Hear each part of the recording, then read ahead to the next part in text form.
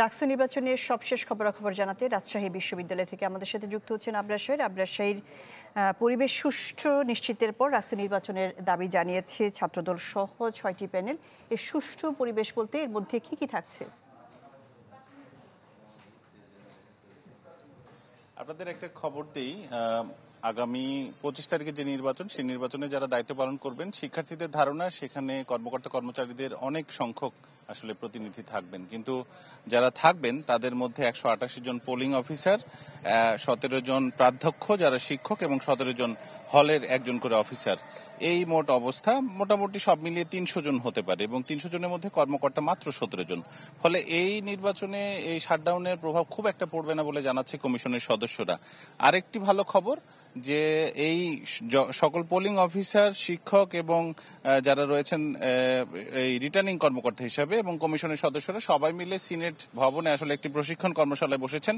কিভাবে ভোট দেবেন, কিভাবে নেবেন, শিক্ষার্থীদের কি নির্দেশনা দিতে হবে, মেশিনের ব্যবহার, গণনা সবকিছু মিলিয়ে সেখানে প্রধান নির্বাচন কর্মকর্তা সিইসি যিনি রয়েছেন কমিশনার এফ নজরুল ইসলাম, তিনি দুবার বলেছেন এই শব্দটি, তীরে এসে তরি ডুববে না, রাকসু নির্বাচন হবেই। ফলে আশা করা যায় যে আসলে যে একটা শঙ্কা করা হচ্ছিল শাটডাউনের ফলে নির্বাচন আসলেই পিছিয়ে যাবে, এই শঙ্কাটা হয়তো কাটছে। যদিও এটি আনুষ্ঠানিকভাবে তিনি বলেননি গণমাধ্যমকে।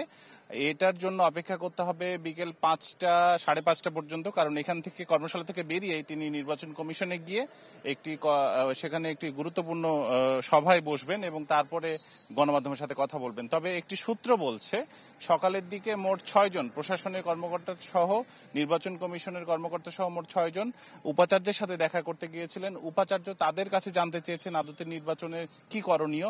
সেখানে 3 জন স্পষ্টভাবে বলেছে যে আজকেই ডিসিশন নিতে হবে এবং নির্বাচনটি 25 তারিখে হবে কিনা। তবে সেখানে 3 জন বলেছেন যে নির্বাচন 25 তারিখে না হলে আরেকটি অচল অবস্থা তৈরি হবে।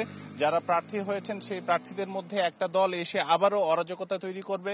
ফলে এই নির্বাচনটি পরবর্তীতে আর হবে কিনা সেটা নিয়ে আসলে শঙ্কা থেকে যাবে এবং এই রাকসু নির্বাচন 35 বছর পর যে একটা হওয়ার সুযোগ তৈরি হয়েছিল সেই সুযোগটি হারাতে চান না তারা। ফলে এই বলে তারা কিন্তু উপাচার্যকে জানিয়েছেন। ফলে উপাচার্য কি বলেছেন সেটি আসলে এখন দেখার বিষয় এবং বিকেল 5:30টার পরে প্রধান নির্বাচন কমিশনার এফ নজরুল ইসলাম কি বলতে চান সেটি আসলে দেখার বিষয়। তো মোটামুটি এই ছিল আমার কাছে রাকসু নির্বাচনের খবর। জি আবরার শাহীর, আপনাকে ধন্যবাদ। এবার জানবো চাকসু নির্বাচনের খবর। আমাদের সাথে যুক্ত হচ্ছেন আবরার শাহীর, আপনাকে দেখে মনে হচ্ছে আপনি কোন হলরুমে আছেন এবং প্রার্থী এবং সমর্থকরা নিশ্চয়ই সেখানে আছেন। চাকসু নির্বাচন নিয়ে সবশেষ খবর জানতে চাই ইবিন মিডিয়ার কাছ থেকে।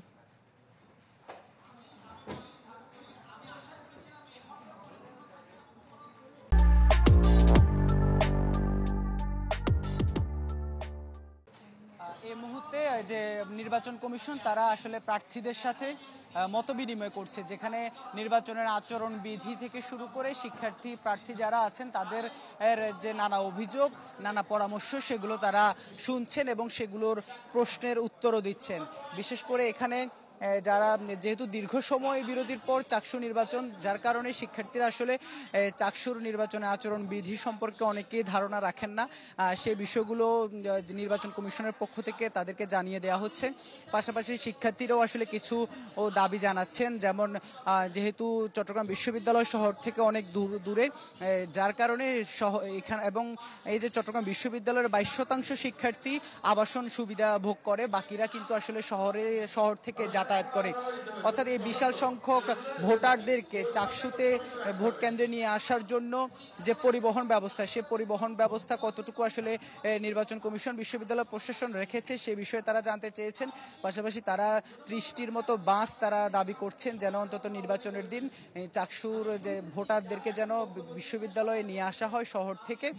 আর পাশাপাশি প্রচারণার সময় কত সংখ্যক লিফলেট বিতরণ করা যাবে, কত সংখ্যক ব্যানার ফেস্টুন করা যাবে, সেই বিষয়গুলো আসলে সুনির্দিষ্টভাবে কোনো পরিসংখ্যান আছে কিনা। এছাড়াও নির্বাচনে একজন প্রার্থী কত টাকা খরচ করতে পারবে, কতগুলো লিফলেট তিনি তার টাকা খরচ করে তিনি বিতরণ করবেন, সে বিষয়গুলো কোনো সুনির্দিষ্ট আসলে যে নির্বাচনী আচরণ বিধিতে আছে কিনা সে বিষয়গুলো কিন্তু আসলে প্রশ্ন রেখেছেন এবং তাদের এই প্রশ্নেরই কিন্তু গেল প্রায় 1.5 ঘন্টা যাবৎ কিন্তু নির্বাচন কমিশন এইসব প্রশ্নের উত্তর দিচ্ছেন এবং প্রশ্ন নিচ্ছেন।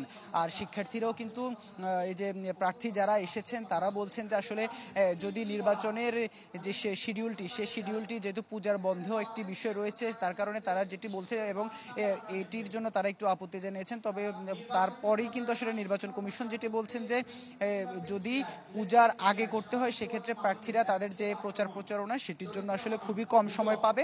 আর সেই কারণেই মূলত এই যে তফসিল দেওয়া হয়েছে। তো আবার যদি পূজার বন্ধের পরে যায় সেক্ষেত্রে আসলে সময়টা বেশি বিলম্ব হয়ে যাবে। এই ধরনের আসলে প্রার্থীদের যত অভিযোগ সেগুলো কমিশন উত্তর দিচ্ছে এবং কমিশনের পক্ষ থেকেও নির্বাচনের যে আচরণবিধি সেটি আসলে প্রার্থীদেরকে জানিয়ে দেওয়া হচ্ছে।